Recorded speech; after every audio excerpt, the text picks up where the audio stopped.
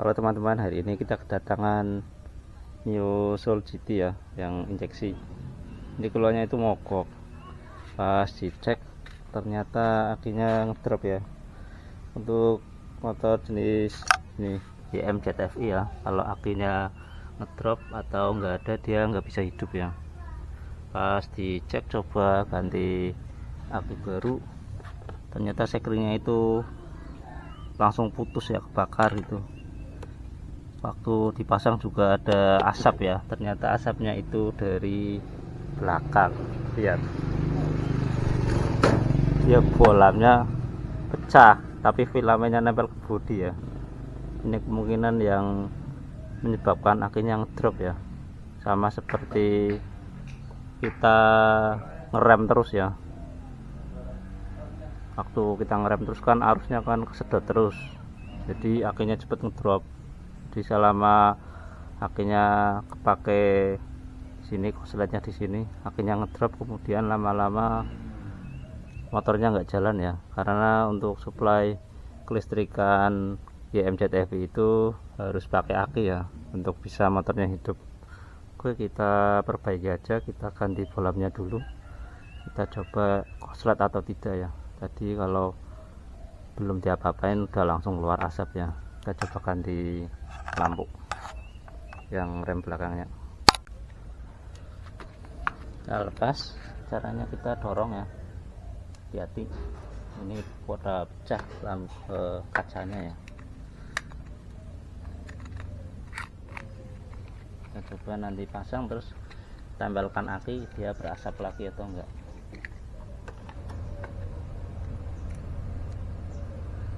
Kalau nggak bisa sebaliknya.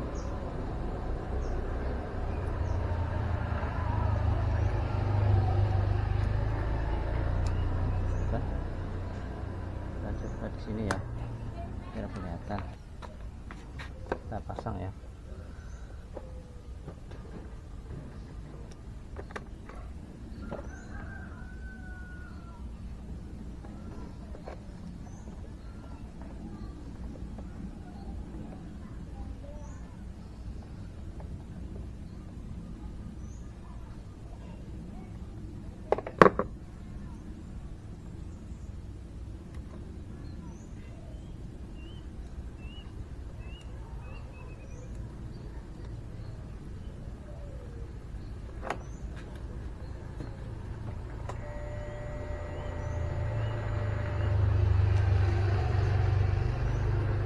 Nyala, dia nggak keluar asap.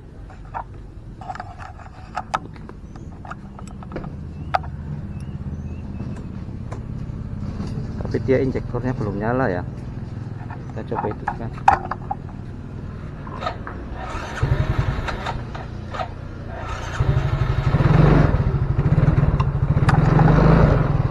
Mungkin cuma lampu milnya aja ya yang mati. Kita coba hidupkan, bisa langsung hidup. Kita coba cek pengisiannya ya.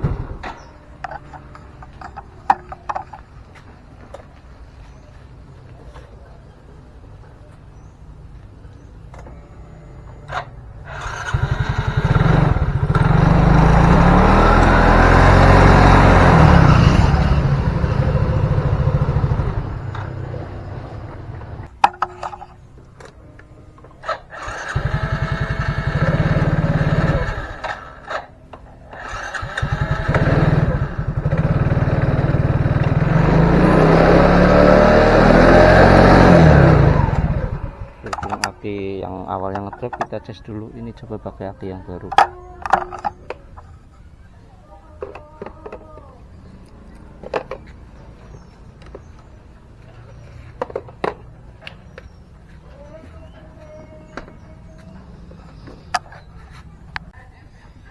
Ini kita cek pengisian dulu ya, saat lampu belakang dilepas dia ngisi atau enggak, biar kalau nanti kita akhirnya udah dicas benar dia enggak mogok lagi. Ini 1272 saat awal.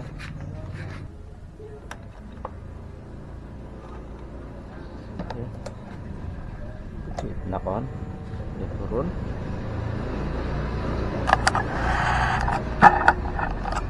starter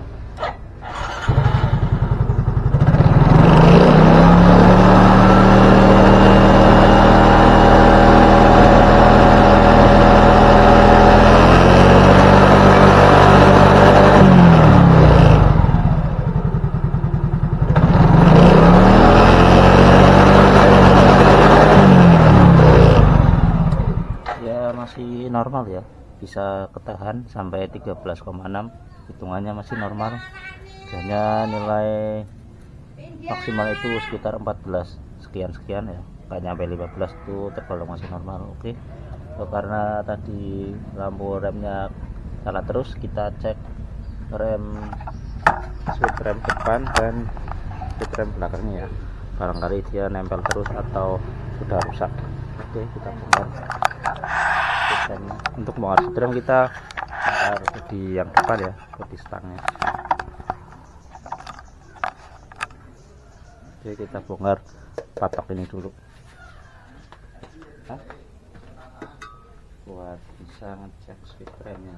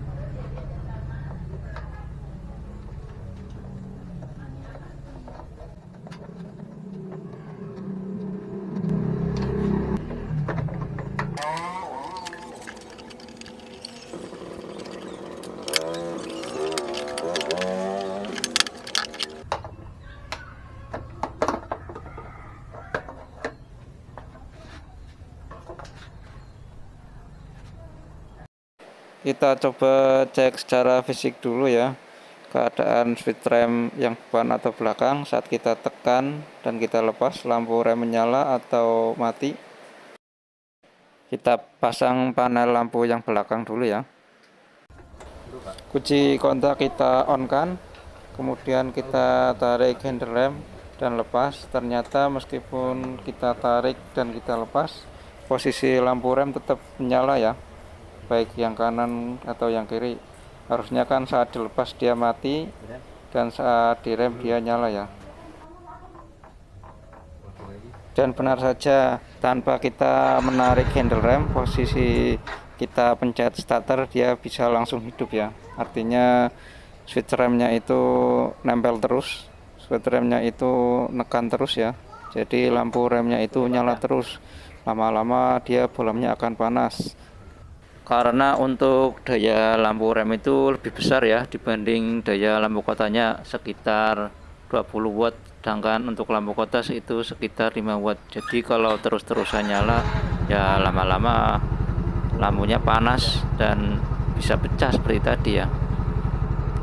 Untuk switch rem yang kiri atau switch rem belakang saya sengaja lepaskan karena fix ya, udah nggak berfungsi. Dia posisi tarik rem atau lepas rem dia malah lampunya itu nggak menyala, sedangkan yang kanan dia masih bisa nyala tapi saat dilepas malah on terus ya. Jadi posisi bolamnya itu terus-terusan menyala. Bisa dibuktikan saat kita posisi kontak on dan starter, dia starternya langsung aktif ya. Jadi tanpa kita pencet handle rem pun dia bisa starter ya. Untuk switch rem yang kiri atau yang belakang fix kita ganti ya agar berfungsi normal, sedangkan yang kanan selain melakukan pergantian switch rem yang baru, karena handle-nya juga agak kemakan ya, jadi kita sedikit akalin pakai ditambah dengan semacam plastik biar saat kita lepas handle remnya dia bisa memencet posisi tonjolan switch remnya ya, jadi bisa mati lampu rem yang belakang.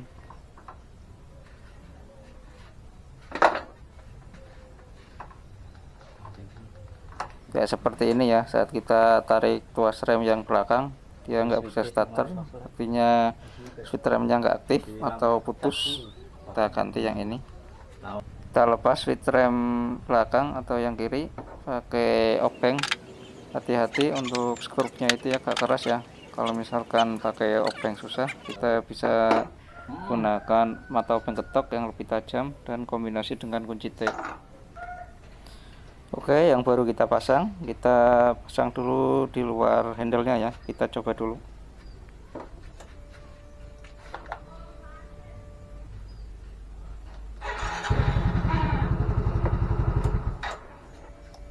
Oke, udah normal ya. Saat tonjolan kita lepas, dia bisa starter, dan saat kita pencet, lampu remnya juga dia udah mati, bisa mati nyala ya.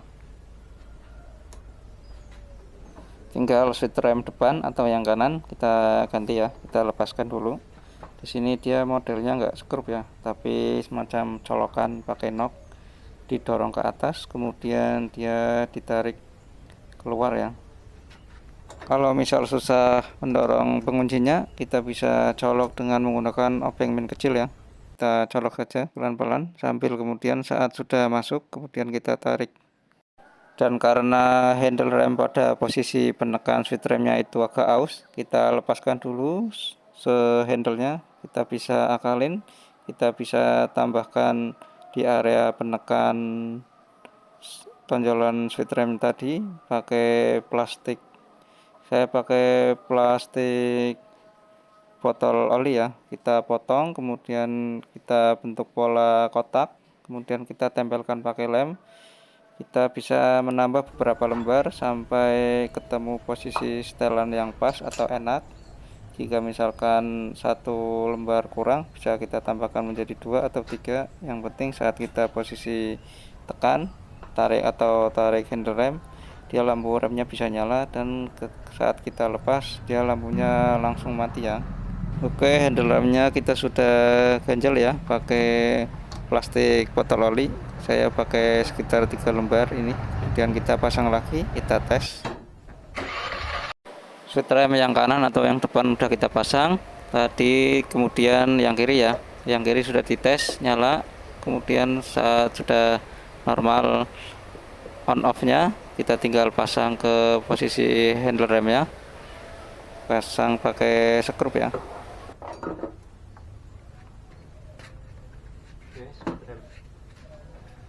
Oke, switch rem yang udah kita ganti ya. Kita coba kunci kontak on, lampu remnya enggak nyala ya, mati, udah mati.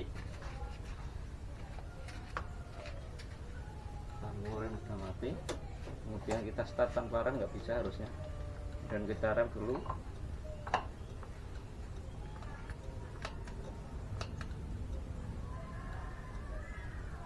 Kita rem dulu, jadi remnya aktif ya. Kita rem. Oke, sudah dites ya, baik switch rem yang kanan atau yang kiri, dia sudah berfungsi normal. Kemudian untuk pengerjaan selanjutnya, ini ada lampu mil yang mati ya. Kita cek dulu area lampu milnya, barangkali mati. Kita buka baut-baut yang nempel pada batok belakangnya ya, biar bisa keangkat sedikit. Kita lepaskan spionnya juga ya. Ini yang kanan gampang, tapi yang kiri sepertinya macet, jadi nggak usah aja yang kiri, cukup yang kanan aja, yang penting bisa keangkat.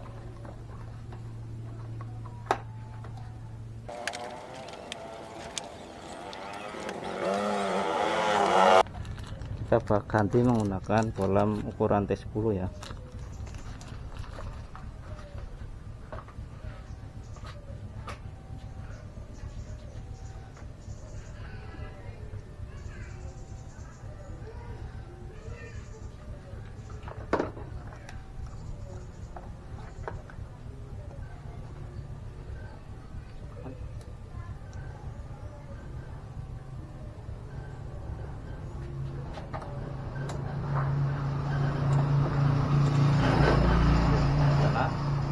Mati.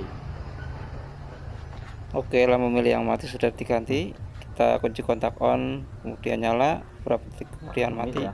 Tapi ada kendala lagi ya, setelah kunci kontak on masih tetap nyala, dia muncul kode mil ya. Kita baca kode milnya, kita hitung apa ada kerusakan lain. Intinya ya, sudah kita aktifin lampunya on, sudah nyala, kemudian mati.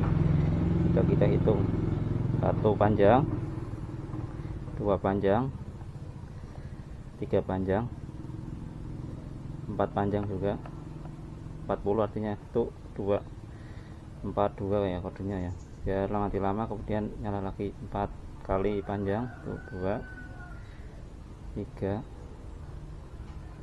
4 1 2 cepat 1 2 speednya nyala ya. Untuk mengatasi hal ini, untuk model jam ZRP kita bisa pas kabel speedonya sambil kita putar-putar. Kita buka kabel speedo yang di sini ya.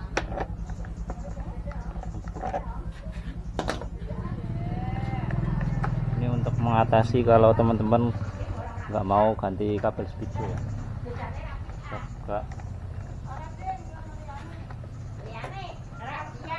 Ini kan ada tali. Ini tali bekasnya kita lepas dulu ya. Ternyata tali atau kabel speedonya udah macet banget ya, sampai ditarik tang aja nggak mau lepas dari bodinya ya, dari isian kabel. Karena tali dalamnya susah dan macet, kita lepas saja tali fullnya ya, tali aksinya kita tarik ke atas. Kita sebenarnya cuma butuh tali dalamnya aja ya, buat ngakalin kode 42 tadi. Kemudian saya potong ya pakai gerinda sekitar setengah. Yang penting tali dalamnya bisa lepas dari asinya. Kita buka ininya saja ya, tali dalamnya, olornya. Kemudian kita masukin sampai kerap. Nah, ini kan kalau diputar-putar nyala. Nah, caranya kita kunci kontak on, kemudian kita putar-putar biar sensornya terbaca.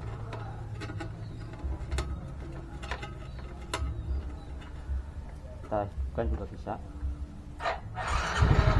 sambil kita putar-putar tali yang ininya ya. Kita lihat hasilnya.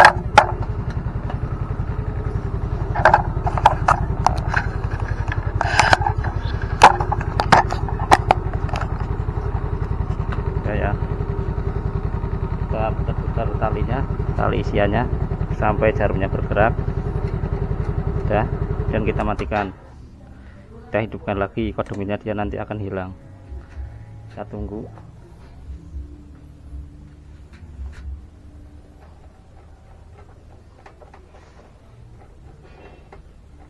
Dia udah hilang ya.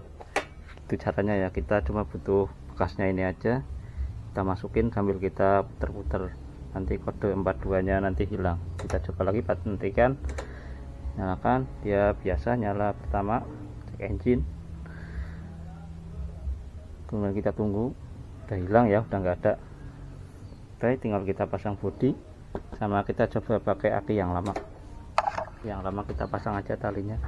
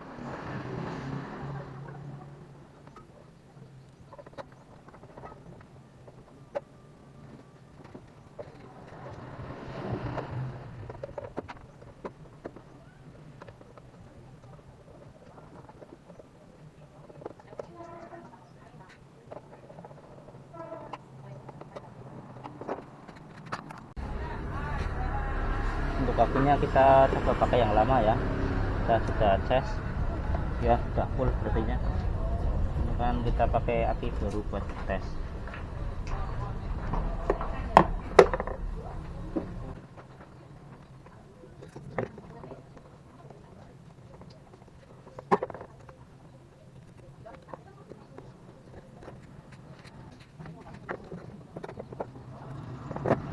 Ya, cek ya.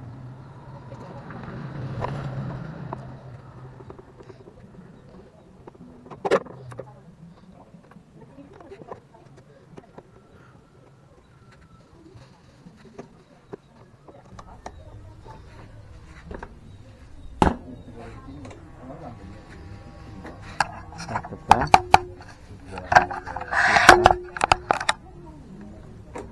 sebentar on indikator cek engine nyala, kemudian mati. Oke, selesai ya di kasus. Oke, sudah selesai. Kita masuk kesimpulan. Jadi ini akinya ngedrop karena kolamnya tadi ya, kolamnya itu pecah ya, kolamnya itu pecah ya, nempel ke bodi, dia ngeground, nyedot aki terus-terusan.